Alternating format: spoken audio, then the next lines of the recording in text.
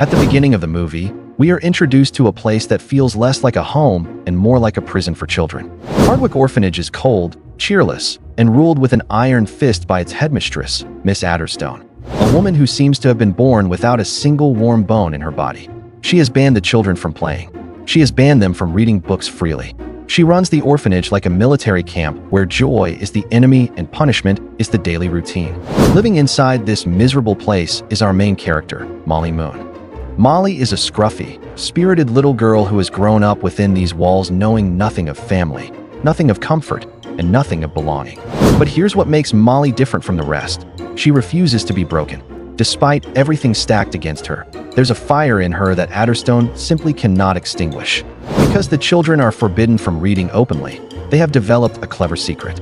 Every night, when the lights go out and the headmistress retreats to her quarters, the children sneak into the laundry room and study together in the dark. It's their small act of rebellion, and it tells you everything you need to know about who these kids are. Molly's closest companion in all of this is Rocky, her best friend, her partner in mischief, and the one person who genuinely makes life at Hardwick bearable. Rocky is warm-hearted, musically gifted, and always wearing a smile even when there's nothing to smile about. The two of them are inseparable, and their bond is the emotional core of this entire story. One evening, Rocky hatches a plan to sneak into the kitchen and raid the food stores. If you've been living on bad fish soup your entire life, you'd take that risk too. But things go sideways fast. They make noise. Adderstone appears, and just like that, they're caught red-handed. Now here's where Molly's character reveals itself instantly. Without hesitation, she steps forward and tells Adderstone that it was all her idea. She takes the full blame. She accepts the punishment, scrubbing bathrooms every single week without flinching, because that's the kind of friend Molly Moon is. The very next day, Molly spots a poster on the wall advertising a school talent show. Her eyes light up. She immediately thinks of Rocky, who plays music beautifully, and starts pushing him to enter. It's a sweet moment. But of course, Adderstone appears at exactly the wrong time, assumes Molly is causing trouble again, and piles on another punishment, dishwashing for an entire week. 2 punishments, 1 conversation. That's Molly's life. What hurts most isn't the extra chores, it's what Adderstone says next. She pulls back the curtain on a brutal truth. The only escape from this orphanage is adoption. And according to her, no couple looking for a child would ever want someone like Molly. She delivers this with cold precision, watching to see if it lands. And it does. But Molly doesn't crumble in front of her. The one adult who genuinely cares about Molly is Miss Trinkleberry, a kind woman who works at the orphanage and serves as a quiet but steady source of warmth in an otherwise freezing environment. She sees Molly's worth when no one else does, and that makes her incredibly important to this story, more than it first appears. Now here's where the movie shifts completely. One morning, during a group walk outside the orphanage, Molly drifts away from the group, something she does when the weight of her life gets too heavy. She wanders into town and passes a massive billboard featuring Dana Nutt, the most famous entertainer in the world. Standing there on the pavement, looking up at this impossibly glamorous star, Molly makes a quiet declaration. She wants to be just as famous someday. It's equal parts dream and desperation, and it's the seed that will eventually grow into something she never expected. She ends up walking into the local library, where the librarian Lucy Logan greets her warmly. But then something strange happens. A man enters the library, someone who radiates a quiet, unsettling energy. His name is Noman. He's asking about an extremely old book published in 1908 on the subject of hypnotism. Not just any book, a very specific, very rare volume about the art of bending people's minds to your will. Lucy tells him no such book is available, but Noman doesn't believe her. He insists he's traveled a long distance specifically for this book, and he won't be leaving without it. While this tense back and forth unfolds, Molly, half out of curiosity and half by accident, discovers the book tucked away in a hidden corner of the library, a spot only someone her size could reach. She pulls it out, starts reading it, and immediately becomes absorbed in what it says. But Noman catches sight of her. He sees the book in her hands, and his entire expression changes, because that's exactly what he came for. He charges toward her. Molly doesn't think, she just runs. She bolts out of the library with the book clutched to her chest, and somehow, breathlessly, heart-pounding, she makes it back to the orphanage. She hides herself in the laundry room and spends the rest of the day devouring every word in that book. What she reads inside is extraordinary. Hypnotism, the book explains, is not a trick or an illusion. It is a genuine and rare power, one that only certain people are born capable of. To test whether she might be one of them, Molly tries to use the techniques on herself, staring into a mirror. But before anything can happen, the headmistress's dog Petula wanders in. So Molly tries it on her instead, and it works. Petula goes immediately calm and obedient, following Molly's mental command without question. Molly stares at what just happened with wide eyes. She has the power. She's one of the few. Her first real use of it?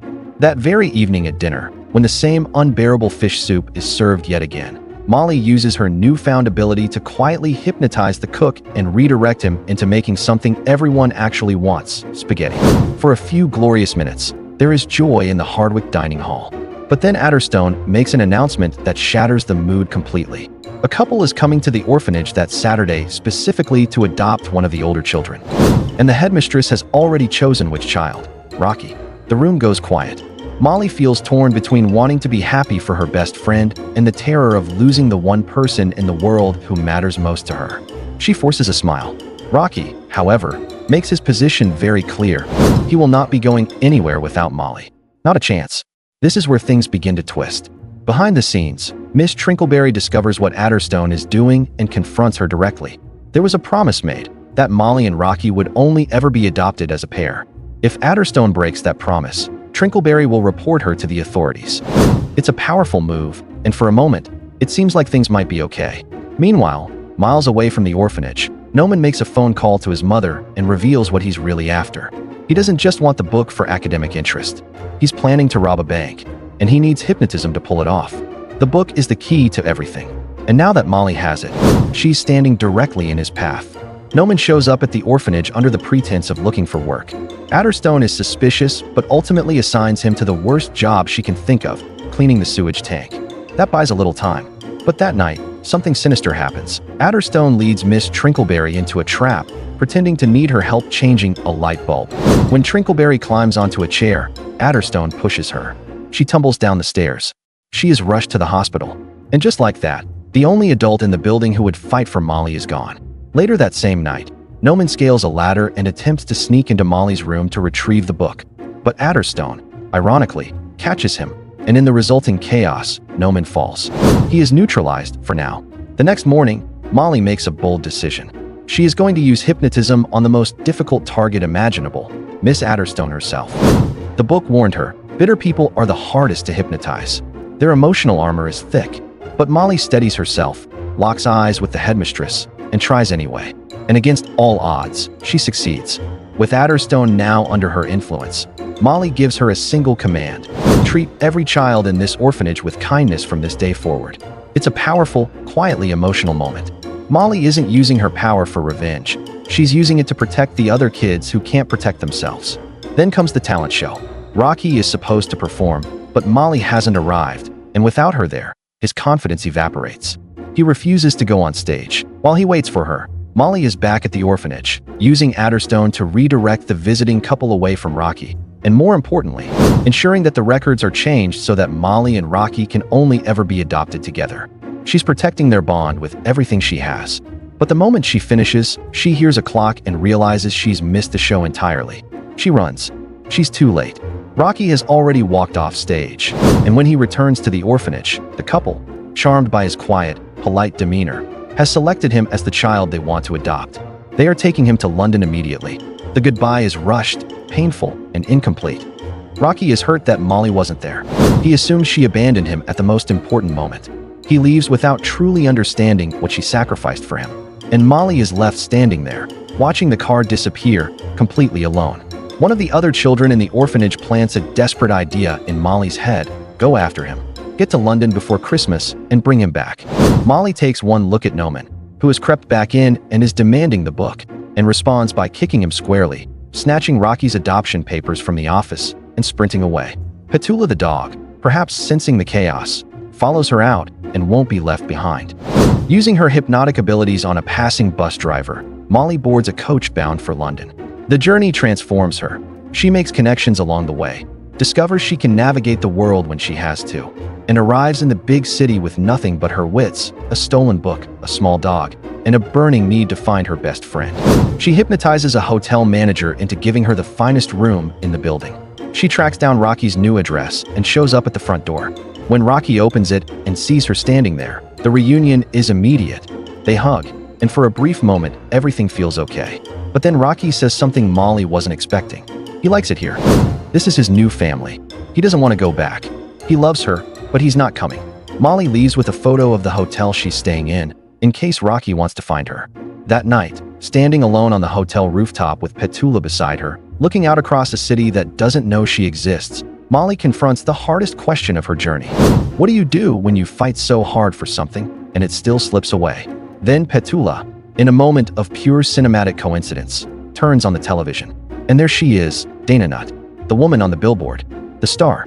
A promo rolls for open auditions to be part of Dana's next major live show. Molly doesn't think twice. This is the answer. She goes to the audition. Something goes wrong, and the session gets canceled. Any other person would go home. Molly goes to find the producer. She walks into the studio uninvited, uses her power to hypnotize him completely, and persuades him to replace Dana Nutt with her. Within days, Molly Moon, Orphan, Runaway, Nobody, is the new star of the show, and the transformation is breathtaking. Photo shoots, performances, fan mobs, limousines, Petula trotting beside her everywhere she goes. Molly is living inside the dream she whispered to herself while staring at that billboard. But fame, it turns out, has very sharp edges. Dana Nutt notices quickly that Molly can't actually sing or dance. Something is wrong. Something doesn't add up. She enters Molly's dressing room and confronts her. She knows Molly got here through something other than talent, and she says so plainly. Terrified of being exposed, Molly throws herself into learning how to hypnotize multiple people simultaneously. Through practice, she discovers a hard limit. 10 people at once is her maximum, and she begins using it in performances, tricking audiences into believing they're watching something extraordinary. Meanwhile, back at Hardwick, Jerry manages to reach Molly by phone and reports something strange. Adderstone has completely changed. She's kind now, gentle even, treating all the children like human beings. But Molly barely registers it. She's distracted, uncertain, increasingly uncomfortable inside a life she built on deception. Noman's mother has been watching television. She spots Molly's face during one of the broadcasts, picks up the phone, and calls her son. She knows exactly where Molly is. That same night, Rocky, struggling deeply at his new home, unable to perform musically in front of his adoptive parents' friends, feeling the weight of not fitting in, finally decides he's had enough. He escapes into the night and sets off through London to find the hotel from the photo Molly gave him. Back at the theater, after one of her hypnotism-fueled performances, reporters crowd around Molly with praise. Someone says her family must be so proud of her. And that sentence, that simple, ordinary sentence, breaks something open in her. She sits alone on the stage after everyone has left and stares at what her life has become. Famous, hollow, dishonest, and deeply, agonizingly lonely. When she goes back to her dressing room, she finds Dana already there. Dana has found everything. The hypnotism book, Rocky's adoption papers, all of it. She knows who Molly really is. But instead of a confrontation that turns ugly, something different happens. Molly apologizes. She admits she was wrong to take what wasn't hers. And with that admission, she makes a decision. She is done with fame. She is going home. Just as she's preparing to leave the hotel, Rocky appears. They find each other in the lobby, and everything shifts. Together, with Petula, they make a plan to return to the orphanage. Before they can leave, however, Noman appears. He uses Petula as leverage, luring her with food and snatching her. A note arrives from Molly shortly after. Come alone to this address, or the dog gets hurt. Molly goes alone. Of course it's a trap. The moment she enters, Noman seizes her and reveals his actual plan in full. He's going to use her power to rob a bank. She doesn't get a choice. The next morning, a criminal named Craig and his partners carry out an armed bank robbery and emerge with a van full of diamonds.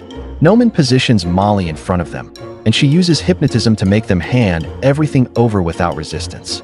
Noman takes the vehicle and they drive off, not realizing that Rocky has climbed onto the underside of the vehicle and is riding along unseen. They arrive at a warehouse. Molly tells Noman to let her and Petula go as promised. Noman laughs. He puts them both in a cage. And then, a bigger betrayal unfolds. A second group of criminals arrives and attacks Noman from behind. One of them is his own mother. She's been working with Craig from the very beginning. She has no intention of splitting anything with her son. She takes full control of the operation and tells Molly she now works for her. Molly is forced to use her power to bypass the vault's eye-scanning security system, unlocking the diamonds. The moment it's done, Noman's mother has him thrown into the cage alongside Molly. He stares in shock at the woman who just betrayed him, and for one strange moment, Molly Moon and the man who kidnapped her are sitting side by side, both trapped, both used. Rocky has been watching from the shadows. He approaches Molly quietly, and the two of them put their heads together. They need a plan that doesn't require brute force. Molly's power is the answer, but she needs a way to use it without anyone noticing. Rocky remembers something crucial. The hypnotism book mentioned that the power works even through reflections. He finds a mirror and positions it strategically in front of the criminal's vehicle. Through that mirror, Molly uses her power like a sniper, precise, invisible, total. She interferes with the security systems first, locking everything down, then turns her focus on the criminals and traps every single one of them inside the vehicle. She's free. She frees Noman too, because, despite everything, she's not built for revenge. She talks him into returning the diamonds, and then she places an anonymous call to the police. Within minutes, sirens fill the air, and every criminal, including Noman's own mother, is arrested and taken away. With it all over, Molly and Rocky walk out together into the London morning. Molly asks Noman what he plans to do with himself now. No criminal empire, no mother, no allies. He says he wants to leave that life behind. He doesn't want to become what she became. And then, because she is fundamentally and irreversibly a good person, Molly tells him he isn't alone. He can come visit them anytime. Rocky nods in agreement. That's who these two are, even to someone who locked them in a cage. The two of them buy gifts for every child back at Hardwick, climb onto a bus with Petula between them, and head home. The arrival is something to behold. Every single child comes pouring out to welcome them back, and the orphanage, that cold, miserable place from the beginning of the film, feels, for the first time, like somewhere worth coming home to. Miss Trinkleberry, discharged from the hospital, appears at the door, and Molly nearly collapses with relief at the sight of her. Then comes one final piece of news. Miss Adderstone has been removed as headmistress and is leaving the orphanage that very day. Molly goes to say goodbye to her, and in that moment notices something. The cold, controlled version of Adderstone that Molly had programmed is gone. The hypnotism has worn off. Adderstone is back to being herself. And yet, she returns some of Molly's old belongings that she had been keeping since the day the girl arrived. It's not warmth exactly, but it's something, a trace of humanity. Molly visits the library one last time to return the hypnotism book. There, Lucy Logan reveals a secret she's been holding. It was she who hid the book in that unreachable corner of the shelf. She put it where only someone like Molly could find it. She wanted Molly to have it. She believed in her before Molly ever believed in herself. That night, surrounded by every child at the orphanage and with Miss Trinkleberry beside her, Molly Moon celebrates Christmas Eve for the first time in her life, feeling something she has never felt before. Not fame, not power, not recognition, but home. Actual, real, unglamorous, irreplaceable home. Here's what this movie is really about underneath all the hypnotism and bank heists and runaway adventures. A girl who was told she was worth nothing, and who had to run the entire length of a country, and all the way to the top of the world, just to find out that what she actually wanted was already right behind her. Molly Moon didn't need fame. She didn't need power over other people. She needed to feel like she mattered to someone, and that someone mattered to her. The book gave her abilities, but it couldn't give her that. Only finding her way back could. And that's the kind of story that sticks. Now, if you made it to the end of this video, and you still haven't subscribed to this channel, I genuinely need you to think about what you're doing with your life. You sat through this entire breakdown. You clearly have excellent taste in storytelling, and you're going to leave without subscribing? That actually hurts. Hit that subscribe button right now. It costs you nothing, and it means everything to a channel that works hard to bring you stories like this one. And drop a comment below. If you had the power of hypnotism for just one day, what would you do with it? Be honest. Nobody's judging. I'll be in the comments reading every single one. See you in the next video.